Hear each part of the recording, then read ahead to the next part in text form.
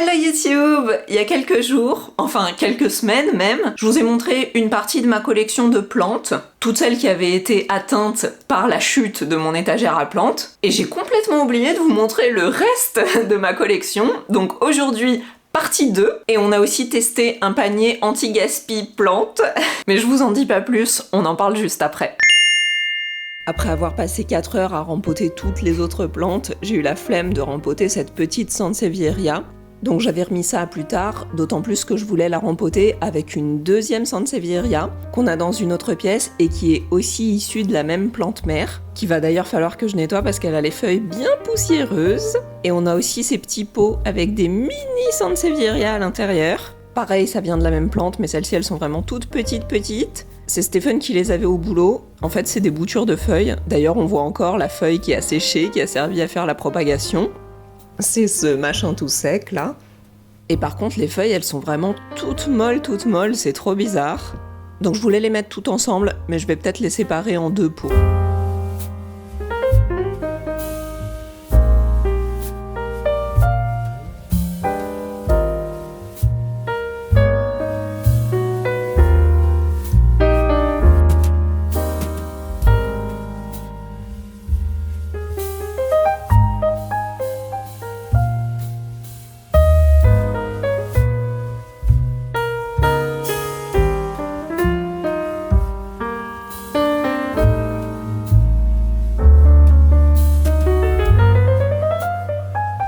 J'en profite pour vous montrer aussi ma petite table avec des boutures. Donc ça c'était plein de boutures en fait que j'avais récupérées d'un tronc, d'une tige de Ficus tineke. Et j'ai bouturé toute cette tige et donc ça m'a fait plein de petites pousses. Donc il y en a certaines que j'ai laissées en eau parce qu'il y en a certaines qui avaient eu des trips. Alors ça c'est pas des trips, je sais pas ce qu'elle a, je crois qu'elle commence à mourir cette feuille. Mais ouais, ces deux-là, elles avaient eu des trips. Et puis après les autres, je les avais mises en terre, mais finalement elles ont eu des trips aussi après. Bon là elles ont l'air de pas trop mal se porter. Je pense qu'à terme, ce que je ferais c'est que je mettrais tout ensemble en fait dans un même pot pour pas me fatiguer à avoir plein de petits pots différents. Mais bon pour l'instant, tant que je les ai pas rempotés, je les laisse comme ça. J'ai un petit pot vide, ça c'est en fait un pot dans lequel j'ai mis des bulbilles d'Alocasia. Je sais pas si ça prendra, hein. C'était des bulbilles qui restaient dans la terre. Je sais pas si vous vous souvenez, mais j'avais récupéré plein de grandes plantes d'une nana chez qui on était allé récupérer des tréteaux en don sur le Bon Coin. Et il y avait un des Alocasia qui était vraiment mal en point, donc il a pas résisté très longtemps. Et je l'avais en fait mis sur le balcon, le pot avec l'Alocasia moisi, crevé à l'intérieur. Je l'avais mis dehors. Et l'autre jour, j'ai utilisé la terre pour rempoter des trucs. Et du coup, j'ai vu que dans le fond du terreau, il y avait des espèces de petites bulbilles accrochées aux racines et tout ça. Donc je me suis dit, bon, je sais pas, hein, pour un peu de chance que ça arrive à faire pousser une nouvelle plante, du coup, je les ai mis dans ce petit pot et puis je les ai laissés là. Et puis il y a une autre bulbille, ou une, je sais pas, bref, un que j'ai trouvé qui était tout seul, sans racines, je sais plus si c'était le même Alocasia, peut-être pas. En tout cas, voilà, je l'ai mis en eau, je vous montrerai ça après avec mes autres boutures. Mais du coup, pour ce coin-là, à côté de mes bulbilles en terre, j'ai ça c'était un petit ficus l'Irata que j'avais acheté à Leroy Merlin qui a pas duré très longtemps, que je vous avais montré, je l'avais bouturé, il a eu des trips, bref, voilà, il est pas en super forme, mais il a fait quand même plein de racines, parce que là il y a énormément de racines dans ce pot. J'ai jamais pris le temps de le mettre en terre, faudra que je fasse ça. Puis là les feuilles toutes poussiéreuses, parce que forcément il a pris toute la poussière des travaux pendant des mois et des mois. Faut que je m'en occupe, mais j'ai juste un peu la flemme en fait. Et puis on a aussi donc cette toute petite bouture, ah merde voilà, de plantes grasses, je sais pas trop ce que c'est, bref, il faudra que je remette de l'eau dedans puisque je viens de tout renverser. J'ai un petit lierre, alors lui c'est un peu bizarre, donc la tige principale c'est ça, et en fait il a pas l'air de trop grandir, il a plutôt des feuilles qui noircissent et puis qui tombent, enfin que j'enlève. Je sais pas trop, c'est un peu bizarre. Et puis il avait des petites pousses là qui avaient commencé à sortir. Et en fait, régulièrement, on croit qu'il y a des petites feuilles qui arrivent. Et en fait, tout noirci, tout tout sèche et puis ça meurt et voilà, il se passe pas grand chose, donc c'est pas fou. Là pareil, j'avais des petites boutures de papyrus que j'avais faites et en fait au fur et à mesure les petites feuilles elles sèchent et je n'arrive pas à en faire vraiment pousser, donc ça racine bien, ça pousse et puis après ça sèche. Et le papyrus, la plante mère qui est juste là, il est pas en super forme, hein. Il a un peu des problèmes de sécheresse aussi, pourtant on l'arrose beaucoup, mais il a tout le bout des feuilles qui sèchent à chaque fois. Et puis j'en ai coupé plein, hein. Tout ce qui était complètement sec, je l'ai coupé, et les nouvelles, elles poussent, elles ont l'air de bien aller, et très vite elles deviennent très sèches, elles ont même pas le temps d'aller jusqu'à l'âge adulte. Donc je sais pas si c'est parce qu'il a des bestioles, des trips ou j'en sais rien. Mais en tout cas, on l'arrose beaucoup et pour autant, il a toujours le haut, le bout des feuilles, de toutes les feuilles qui sèchent. À côté, ça c'est mon alocasia que j'avais acheté à Ikea. Là, celui-là, il a résisté du mieux qu'il a pu pendant quelques temps et puis là, ça y est, il est définitivement mort. J'avais perdu un premier pied, j'ai perdu le deuxième. Là, c'est quand on a fait les peintures du salon. Je crois qu'il a pas du tout aimé le fait d'être déplacé d'un endroit à l'autre. En plus, j'ai dû le rapprocher de plantes qui étaient peut-être un peu contaminées, j'en sais rien. En tout cas, il lui restait plus qu'une feuille et la dernière feuille, elle a commencé à brunir et puis à sécher, puis elle est tombée. Et voilà, donc je garde ça parce que j'ai vu que il y a peut-être une chance qu'il reparte tout seul, hein. Mais j'y crois pas des masses. Et ici, donc sur la table à manger, j'ai ma petite station de toutes petites boutures. Mais ça, c'est des plantes auxquelles je tiens un peu, donc je les mets à part des autres pour pas qu'elles soient trop près et que celles-ci, si elles ont des problèmes, elles viennent les contaminer. Donc voilà. Alors j'ai les boutures de misère que vous avez vues l'autre jour, hein, donc ça fait maintenant, je pense, une dizaine de jours.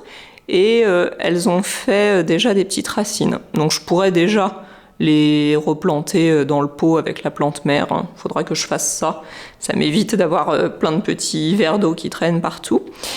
J'ai une autre misère, donc à chaque fois c'est des trucs soit que je récupère, soit qu'on me donne, soit que j'échange, enfin bref.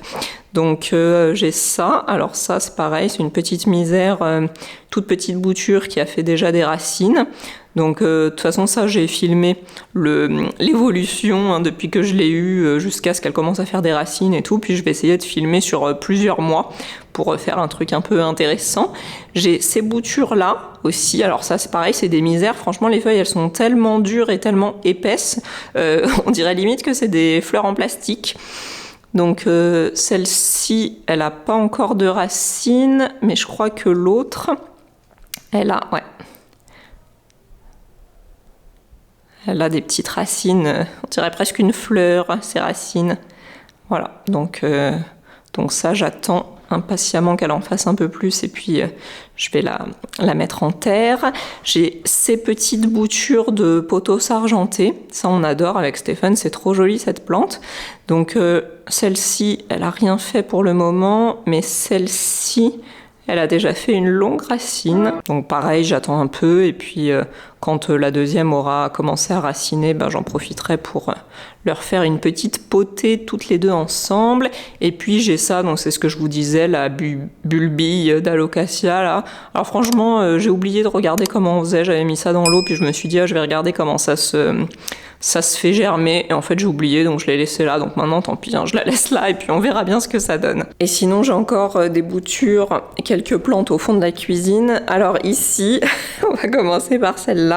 Celle-ci, vous savez, c'était la grande version du Syngonium rosé là. Il vient de perdre sa dernière feuille, donc voilà, le tout petit je l'ai déjà perdu, et celui-là ça y est, il a succombé, il a suivi le même sort.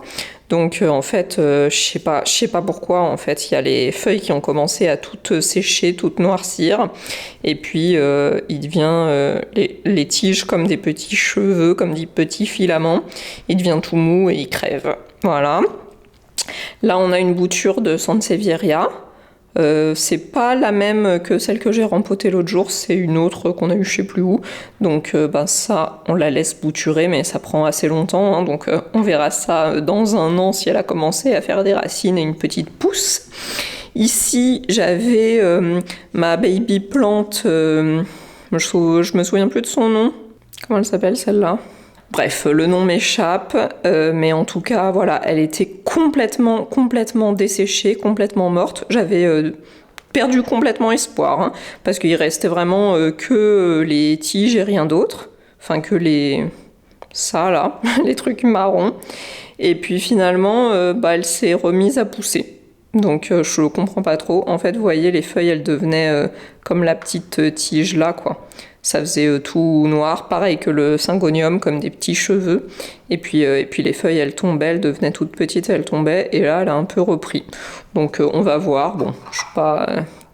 c'est pas très joli, hein, ça sert pas à grand chose cette plante, mais bon, on va voir si elle reprend et qu'elle arrive à revivre et à nous refaire un truc un peu plus sympa que ça. Mais en tout cas, elle est pas complètement morte, elle a réussi à aller puiser ses dernières ressources. Ensuite, alors il y avait ça, donc ça c'est les boutures, vous savez que j'avais fait, pareil, quand la nana, elle nous avait filé ses grosses plantes, en fait il y avait cette Sansevieria qui était déjà à l'agonie, que j'avais récupérée pour la bouturer, donc ça fait quasiment 1 an maintenant. Stéphane il a imprimé ça en 3D, donc il le suspend un peu partout. Mais donc elles ont fait pas mal de petites racines et de petites pousses en fait. Je sais pas si vous allez trop voir, mais elles ont quasiment toutes fait. Je crois qu'il y en a qu'une qui a pas raciné, mais sinon elles ont toutes des petites racines et des petites pousses à l'intérieur. Donc je pense qu'on va pouvoir à l'occasion les mettre en terre. Pareil, j'ai la flemme, donc j'ai pas encore fait ça pour le moment. Et puis donc ça, en fait, c'était sur mon meuble qui s'est renversé, là, ma plantagère. Et il y en a une qui s'est cassée, malheureusement. Donc elle a quand même des racines à elle, donc je pense qu'elle va pouvoir survivre. Mais ouais, ça leur a vraiment fait du mal, cette chute. Ensuite, j'ai ça. Alors ça, c'était un Lucky Bamboo que j'avais offert à Stéphane. Il n'a pas survécu, hein. Il a tout jauni, tout noirci, c'est tout ramolli. La tige, elle est devenue complètement jaune et molle. C'était un peu bizarre. Et je me suis dit, quitte à le jeter, je vais couper la partie qui reste encore en bon état et puis essayer de sauver quelque chose. Alors il y a quand même une feuille qui est morte, mais après les dernières feuilles qui lui restent, elles sont vertes. Et puis là, j'ai vu qu'il a fait quand même des toutes petites racines. Donc peut-être qu'on va arriver à en tirer quelque chose quand même.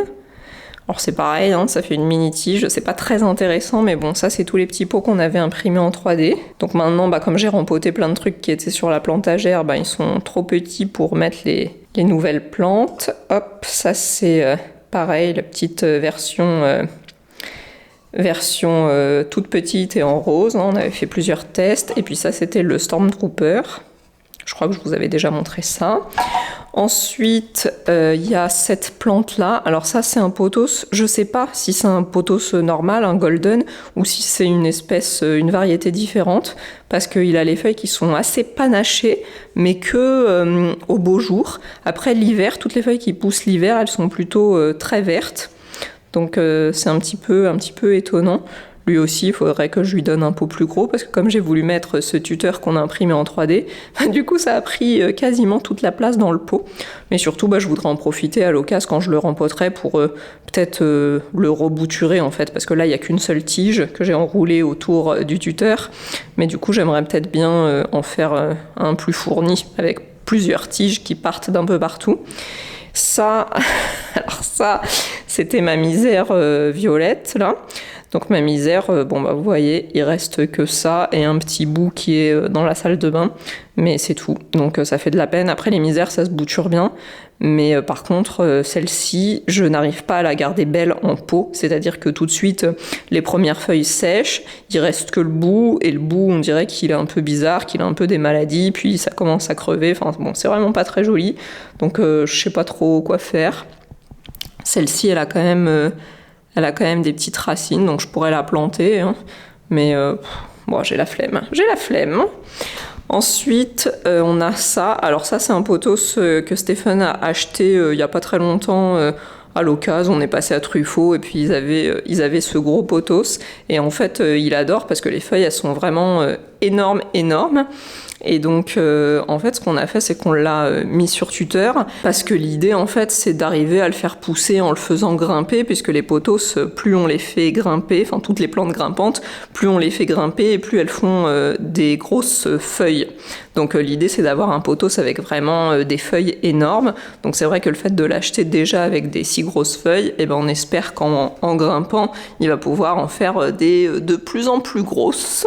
Et puis j'en profite pour vous montrer aussi la grosse monstera que j'ai mise ici dans le salon. Donc celle-ci, elle fait partie des plantes qu'on avait récupérées de la nana brésilienne, là sur le Bon Coin. Alors elle a eu des trips, hein, elle a vraiment pas très bien vécu ces derniers mois, enfin cette dernière année. Mais j'ai coupé, à part sur cette feuille-là, sinon sur toutes les autres feuilles, j'ai essayé de couper un peu toutes les parties qui étaient noires pour voir si ça se propageait un peu plus. Elle est pas, je sais pas, elle est pas en forme. Elle a les feuilles qui sont un peu bizarrement rabougries, alors que pourtant je l'arrose suffisamment, mais bon. Voilà, je sais pas trop, c'est un peu difficile à comprendre parfois.